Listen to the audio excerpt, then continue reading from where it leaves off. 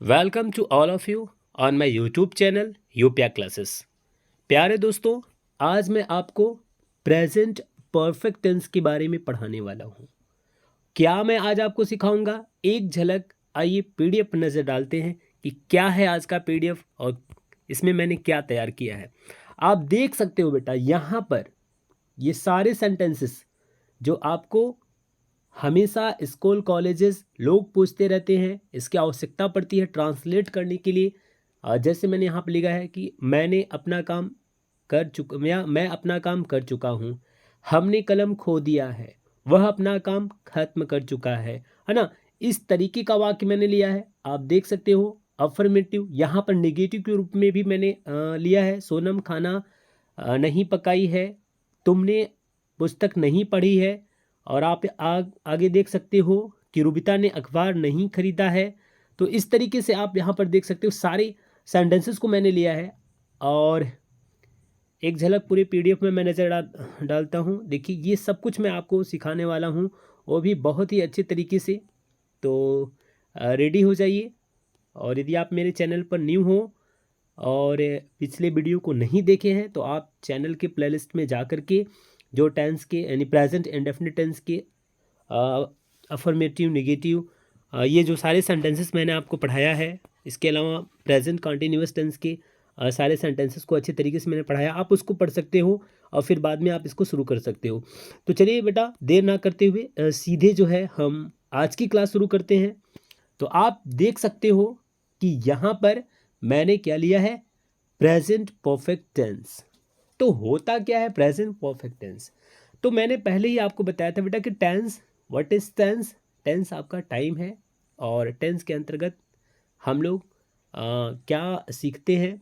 होता क्या बेटा बेटा कि जो आपकी घटनाएं होती है या कार्य होता है, वो कब घटित हुआ, उस घटना का होने का जो समय होता है, उस समय का जो ज्ञान कराता है, बोध कराता है, वो कौन कराता है बेटा? ये अपना टेंस कराता है। तो एक तरीके से टेंस जो होता है हमें किसी घटना या कार्य होने के समय का बोध कराता है ना। तो अभी मैंने जो लिया है यहाँ बेटा, प्रेजेंट परफेक्ट टेंस लिया है। तो बात करते हैं कि प्रेजेंट परफेक्ट टेंस होता क्या है। तो देखिए, यहाँ पर मैंने आपके लिए कुछ वर्ड्स दे रखा है। जैसे आप देख सकते हो, चुका है, चुकी है, चुके हो, गया है, दिया है, किया है ना।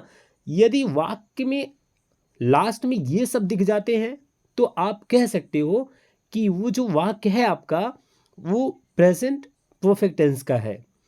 तो इस तरीके से मैंने ढेर सारे वाक्यों को यहाँ पर बनाकर भी रखा है, आप ये देख सकते हो। ये जो सेंटेंस मैंने लिया है, मैंने अपना काम मैं अपना काम कर चुका हूँ, हमने कलम खो दिया है, वह अपना काम खत्म कर चुका है। ये जो आप देख रहे हो सब आपके प्रेजेंट परफेक्ट टेंस के हैं। देखिए बेटा, इस टेंस में अक्सर होता क्या है, आप देख सकते हो यहाँ कुछ मैंने नोट पॉइंट लिखा है कि इस काल से यह बोध होता है कि कोई कार्य अभी अभी समाप्त हुआ। यानी आप बिना किसी पहचान के ही गेस कर सकते हो या फिर बोल सकते हो, समझ सकते हो कि प्रेजेंट परफेक्ट टेंस का वाक्य क्या होगा। आप देखिए कि जो कार्य अभी अभी तुरंत समाप्त हो गया हो, आप उसको कह सकते हो कि वो प्रेजेंट परफेक्ट में है। जैसे फॉर एग्जांपल यहाँ मैंने जो भी लिया है ना। जैसे देखिए, मैंने अपना काम या मैं अपना काम कर चुका हूँ। तो इसका मतलब है कि आप काम काम का जारी रहना था, और कुछ टाइम बाद जैसे ही काम समाप्त हो गया तो ये बोला जा रहा है कि मैं अपना काम समाप्त कर चुका हूँ। बच्चे सो चुके हैं, यानी बच्चे अभी जाग रहे थे, कुछ ही टाइम हुआ कि बच्चे क्या हो गए, सो चुके हैं। सूरज अभी निकला है, यानी अभी निकला है, निकलने का काम अभी समाप्त हुआ, है ना। तो इस तरीके से आप देख सकते हो कि कोई खाना बना रहा हो और तुरंत बनाकर खाली हो जाए तो आप कह सकते हो कि वह खाना बना चुका है ना। तो कहने का मतलब यह है बेटा कि इस टेंस से यह पता चलता है कि कार्य अभी अभी समाप्त हुआ है। और इसके अलावा आप ये भी याद रखिएगा, जो मैंने यहाँ पर दिया है, वाक्यों के लास्ट में ये दिख जाते हैं तो प्रेजेंट परफेक्ट टेंस ही होगा वो। तो चलिए, ये हम लोगों ने जान लिया कि प्रेजेंट परफेक्ट टेंस के अंतर्गत कैसे वाक्य आएंगे, है ना। तो निगेटिव के वाक्य ये हैं, आप देख सकते हो ये आपके निगेटिव के वाक्य हैं, जैसे सोनम खाना नहीं पकाई है, तुमने पुस्तक नहीं पढ़ी है, रोबिता ने अखबार नहीं खरीदा है, खरीदी है, जो भी है। इस तरीके से आप ढेर सारे वाक्यों को आप देख सकते हो, है ना। युवराज ने दूध नहीं पिया है ना, ये आप देख सकते हो। ठीक, अब बेटा बात करते हैं कि इनको ट्रांसलेट कैसे किया जाएगा, यानी इनको ट्रांसलेट आप कैसे करेंगे। तो इसके लिए आप एक नज़र थोड़ा ये इस पर ध्यान दीजिए कि मैंने यहाँ पर क्या लिखा गया है। ये देखिए बेटा, अफर्मेटिव सेंटेंस। देखिए आज मैं आपको कवर करने वाला हूँ अफर्मेटिव और नेगेटिव, कल इंट्रोगेटिव सेंटेंस को कवर किया जाएगा। तो अभी देखिए अफर्मेटिव सेंटेंस को देखना है, तो जो मैंने ऊपर लिया था वाक्य वो सारे आपके अफर्मेटिव सेंटेंसेस के हैं। तो अफर्मेटिव सेंटेंस को आप कैसे ट्रांसलेट करोगे थोड़ा देख लीजिए। सबसे पहले बेटा वाक्य का जो सब्जेक्ट है, जिसको हम कर्ता कहते हैं, जो कार्य को करता है ना, उसको सबसे पहले लिखना है। He she it name you we they, इस तरीके से ढेर सारे सब्जेक्ट आते रहते, बॉयज गर्ल्स, जो भी सब्जेक्ट के रूप में आ जा रहा है उसको आप पहले लिखिए। और उसके अकॉर्डिंग बेटा दूसरे नंबर पर हैज या हैव। उसके बाद फिर क्या करना है, third form of the verb, यानी वर्ब की तीसरी फॉर्म। तीसरी क्या होता है अभी मैं आपको इसके नीचे बताऊंगा। ऑब्जेक्ट, कॉम्प्लीमेंट या अदर वर्ड्स को लास्ट में रखना है। ये कुछ स्ट्रक्चर्स है जिसे आपको फॉलो करना है ट्रांसलेट करने के लिए, है ना। तो फिर आगे बढ़ते हैं, देखते हैं क्या है। एक चीज बेटा ध्यान रखिएगा, दूसरे नंबर पर हेल्पिंग वर्ब के रूप में हैज या हैव आपको यहां लगाना है। तो हैज या हैव का क्या संबंध होता है, किन सब्जेक्टों के साथ आप हैज लगाओगे, किन सब्जेक्टों के साथ आप हैव लगाओगे, थोड़ा सा देखिए हैज का जो कॉन्सेप्ट है, हैज को सिंगुलर मानते हैं, यानी एक वचन में मानते हैं, इसलिए इसका संबंध जो है एक वचन के साथ होगा। अब एक वचन में आप किसको रखते हो, देखो बेटा यहाँ जो प्रोनाउंस मैंने लिखा है, ही है, सी है, इट है, नेमिंग वर्ड्स आ जा रहा है, श्याम, राम, जो भी आ जाए इस तरीके से, वो सब आपके सिंगुलर सब्जेक्ट कहलाते हैं। और सभी सिंगुलर सब्जेक्ट के साथ आंख बंद करके आप एक ही चीज यूज करिए, वो क्या यूज करिए बेटा, हैज यूज करिए। ठीक, आगे बढ़ते हैं, देखते हैं कि क्या कॉन्सेप्ट है हैव का। तो बेटा हैव का जो कॉन्सेप्ट है, हैव को समझा जाता है प्लूरल नंबर। प्लूरल नंबर कहे तो बहुवचन समझा जाता है। अब बहुवचन का संबंध बहुवचन के साथ हो, है ना। तो यहां पर बहुवचन किसको मानेंगे भाई, यू को देख लीजिए, वी को देख लीजिए, है ना, दे है, आई है, बॉयस है, और भी यस लग करके ढेर सारे आपको सब्जेक्ट मिल सकते हैं जिन्हें आप प्लूरल्स नंबर्स में रखेंगे, है ना। तो उनके साथ आपको हैव रखना है बेटा। तो पहले नंबर पर याद रखिएगा बच्चा कि पहले नंबर पर आपको सब्जेक्ट यूज करना है, दूसरे नंबर पर हेल्पिंग वर्ब हैज या हैव, और तीसरे नंबर पर करना है वर्ब की थर्ड फॉर्म। तो जरा देख लीजिए वर्ब की थर्ड फॉर्म क्या होता है बेटा। वर्ब की थर्ड फॉर्म की अगर हम बात करें तो थोड़ा सा यहाँ पर देख लीजिए, कुछ वर्ब्स को मैं यहाँ लिया हूँ आपको समझाने के लिए। जैसे बेटा वाक्य में बात आ जाए, लिखने की बात किया गया हो, जैसे लिख चुका हो, ऐसा कुछ आया हो, लिख चुका है, तो वहाँ पर लिखने का संबंध राइट से होता है। राइट का मीन्स आप समझते हो लिखना से, तो बेटा वो राइट आपका फर्स्ट फॉर्म है, वर्ब की फर्स्ट फॉर्म है। रोट ये सेकेंड फॉर्म है। यहाँ पर इस टेंस में लिखने से संबंधित जो वर्ब यूज होगी वो ये होगी वर्ब की थर्ड फॉर्म, बोले तो रिटन। बेटा जाने की बात होगी तो आप गो नहीं, वेंट नहीं, बल्कि इस टेंस में आप गान यूज करिएगा। स्टील चुराने की बात होगी तो स्टोलन यूज करिएगा, बाई की बात होगी तो बाट यूज करिएगा। इस तरीके से कोई भी वर्ब्स होगी उसे आप थर्ड फॉर्म में रखोगे। चलिए सीधे ट्रांसलेशन पर चलते हैं और देखते हैं कि ट्रांसलेशन कैसे होगा। आइए शुरू करते हैं। यहां पर देखिए है मैं अपना काम कर चुका हूं। देखिए अपना की इंग्लिश सभी सब्जेक्ट के लिए अलग अलग होती है। आई के लिए आप माई यूज कर सकते हो। अगर यही ही की बात की जाती तो अपना की इंग्लिश हिज लिखा जाता। सी की बात की जाएगी तो अपना की इंग्लिश आप हर लिखोगे, है ना। नेम की बात की जाएगी तो पुरुष नेम के लिए हिज यूज करोगे, स्त्री नेम के लिए आप हर यूज करोगे। बहुवचन में बात किया जाए तो वहाँ तो T H E R there का प्रयोग करोगे। इस तरीके से अपना की इंग्लिश बेटा अलग अलग होती है ना। तो देखिए यहाँ पर लिखा गया है कि मैं अपना काम समाप्त कर चुका हूँ। तो यहाँ पर सबसे पहले हम नियम की तरफ नज़र डालते हैं। हमें क्या करना है, सब्जेक्ट यूज करना है, और सब्जेक्ट यहाँ पर आपको दिख रहा है, ये क्या है, आई। तो आप यहाँ पर मैं यानी आई लिख लीजिए, और आई के बाद यूज करना है हैज या हैव। आई का संबंध हैज से नहीं होता, आई का संबंध हैव से होता है। तो आई हैव हो गया। और अब आपको तीसरे नंबर पर वर्ब की थर्ड फॉर्म लगानी। तो वर्ब इसमें क्या है बेटा, देखिए वर्ब इसमें है करना, कर चुका हूं, करना, करना मीन्स डू, और डू का थर्ड फॉर्म क्या हो जाएगा, डन। I have done. और आगे देखिए अपना काम, माई वर्क, क्या हो जाएगा बेटा, माई वर्क। क्या होगा इसका कंप्लीट ट्रांसलेशन, जरा इधर देखिए, I have done my work, मैंने अपना काम कर लिया है। एक चीज थोड़ा ध्यान दीजिएगा बेटा, इसमें आ ई ए के बाद अगर से है हो आता है, जरा देखिए मैं पहले ही दिया था, उसका चर्चा नहीं किया, लेकिन फिर से कर दे रहा हूं, ये चीज देख लीजिए जरा, इस पर मैं गौर नहीं किया था।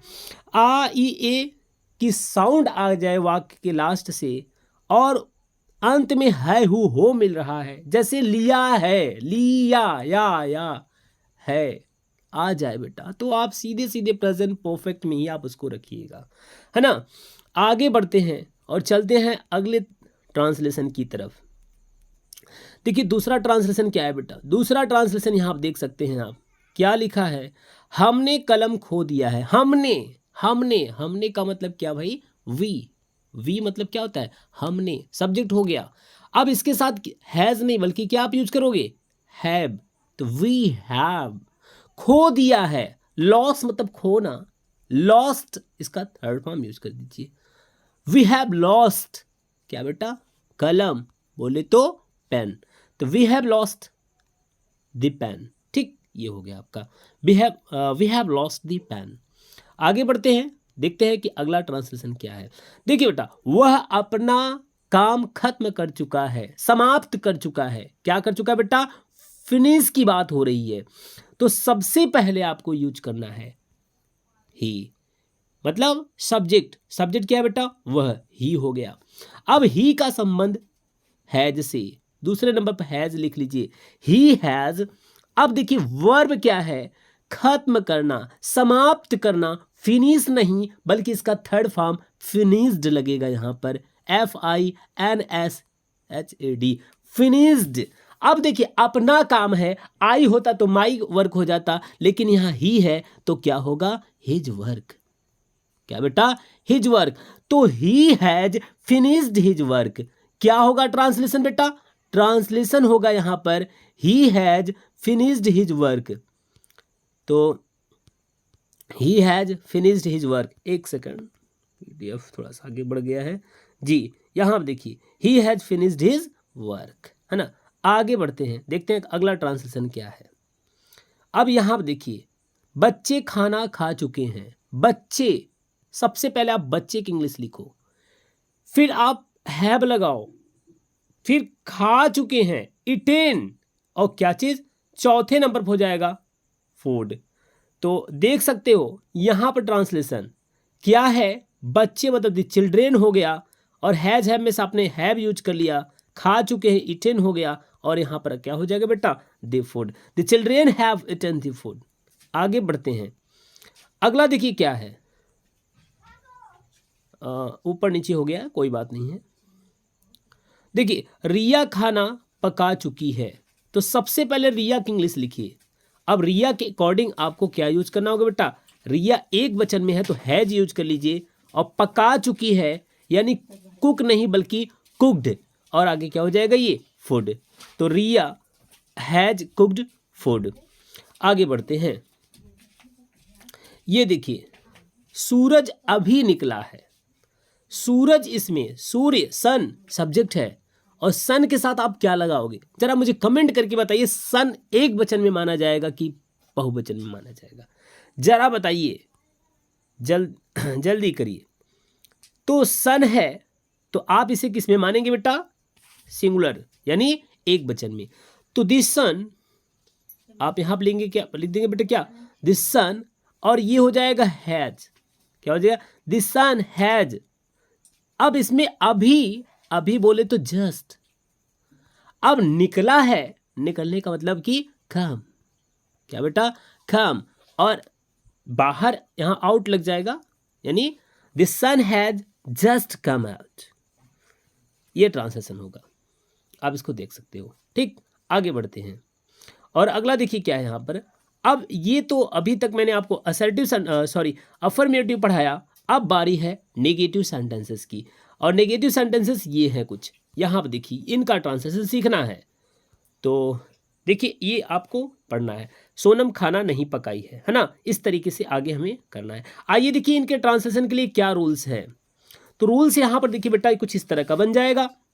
क्या है, सारा चीज़ आपको सेम रखना है, सब्जेक्ट को शुरुआत में रखना है, हैज या हैव यूज करना है, और वर्ब की थर्ड फॉर्म भी यूज करना है, लेकिन हैज या हैव और वर्ब की थर्ड फॉर्म के बीच में आपको नॉट लगाना है, और लास्ट में ऑब्जेक्ट कंप्लीमेंट अदर वर्ड्स, ये सब यदि मिलते हैं, याद करके मैंने लिखा है, ये नहीं तो ये मिलेगा, ये नहीं तो ये मिलेगा, तो उनको आप लास्ट में रखिएगा, बाकी सारी चीज़ सेम है, नॉट आपको लगाना है।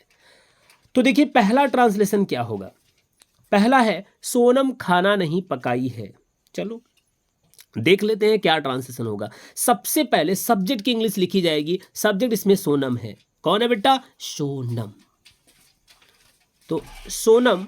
अब आगे हो जाएगा हैज लगा लीजिए, चलिए ये हैज हो गया, नॉट लगेगा जी, बिल्कुल लगेगा, नेगेटिव है तो नॉट लगेगा, सोनम हैज नॉट। अब खाना पकाई है, यानी यहाँ पर पकाने की इंग्लिश कुक नहीं बल्कि कुक्ड लिखा जाएगा, और लास्ट में हो जाएगा फूड। तो ये हो गया आपका Sonam has not cooked the food, इस तरीके से ट्रांसलेशन आपका बनेगा। दूसरा देखिए जरा, तुमने पुस्तक नहीं पढ़ी है, तुमने मतलब यू हैव, तुमने यू लिख लो इसका संति, है ना। अब आपको आगे हैज़ नहीं बल्कि यू के लिए हैव यूज करना है, यू हैव। तीसरे नंबर पर वर्ब की थर्ड फॉर्म, वर्ब भैया यही है, पढ़ी है ना, पढ़ी मतलब यू हैव और नॉट यूज, अरे हाँ, यू हैव नॉट या यू हैवंट भी कह सकते हो, जैसा कि यहाँ मैंने लिखा है, यू हैवंट, हैव नॉट, ये हो जाएगा read the book, you haven't read the book, है ना, इस तरीके से आप बोल सकते हो। आगे देखिए, रुबिता ने अखबार नहीं खरीदा है। अब आप रुबिता को सबसे पहले लिखिए, क्योंकि सब्जेक्ट यूज हो गया रुबिता ने। अब रुबिता एक वचन थी तो इसके साथ आपने हैज यूज कर लिया, नेगेटिव के लिए नॉट यूज कर लिया, रुबिता हैज नॉट, और ये खरीदा, खरीदा का मतलब बॉट, और लास्ट में आपको ऑब्जेक्ट के रूप में हो जाएगा द न्यूज पेपर, यानी हो गया क्या, Rubita has not bought the newspaper. आगे बढ़ते हैं, अगला क्या है जरा देखिए, वे घड़ी नहीं बेचे हैं, है ना, वे घड़ी नहीं बेचे हैं। तो वे का मतलब क्या, वे का मतलब है दे, क्या हो जाएगा बेटा, दे। और अब आप दे के साथ क्या यूज करोगे, हैव, और आगे क्या हो जाएगा, नॉट। इसको शॉर्ट में बोल सकते दे हैवंट, क्या बोल सकते बेटा, दे हैवंट। अब बेचने की बात हो रही है भाई, बेचना, सेल, क्या होता है बेटा, सेल, तो उसका आप दे हैवेंट हो गया, और सेल का third form sold the watch, they haven't sold the watch, इस तरीके से आप इसको बना सकते हो। और लास्ट में मैंने एक वाक्य लिया है, युवराज ने दूध नहीं पिया है ना। तो अगला देखिए कैसे इसका ट्रांसलेशन करेंगे। तो सबसे पहले सब्जेक्ट युवराज हो जाएंगे, है ना, युवराज के बाद आपको हैज यूज करना है, युवराज हैज नॉट हो जाएगा। अब दूध पीने की बात हो रही है तो युवराज हैज नॉट हो गया, पिया अर्थात ड्रंक, और ये आपका दूध लास्ट में, युवराज हैज नॉट ड्रंक मिल्क। तो इस तरीके से बेटा मैंने नेगेटिव सेंटेंस को आपको समझा दिया। तो डियर स्टूडेंट, यदि आपको ये समझ में आ गया है तो वीडियो को लाइक कर दीजिए, और चैनल पर यदि आप न्यू हो तो इसको सब्सक्राइब कर लीजिए, अपने फ्रेंड सर्कल में इसको आप शेयर करिए, और इंग्लिश से रिलेटेड अपडेट को पाने के लिए आप अपने दोस्तों को बोलिए कि भैया ये यूपिया क्लासेस जो आपको बहुत ही इजी तरीके से और बहुत यूं ही कह लीजिए कि सरल तरीके से इंग्लिश की वीडियो को दे रहा है। सो गाइस, आप प्लीज़ मेरे वीडियो को आप लाइक करिए और शेयर भी करिए, लाइक भी करिए, है ना। यदि आप फर्स्ट टाइम आपका है तो इसको यूपिया क्लासेस को आप सब्सक्राइब भी कर लीजिए। और इस तरीके से thanks for watching my videos and listening me. और आज के लिए इतना ही बेटा। कल हम आपको प्रेजेंट परफेक्ट टेंस का इंट्रोगेटिव सेंटेंस इसी तरीके से बहुत ही अच्छे तरीके से बताऊंगा। तब तक के लिए बेटा गुड बाय।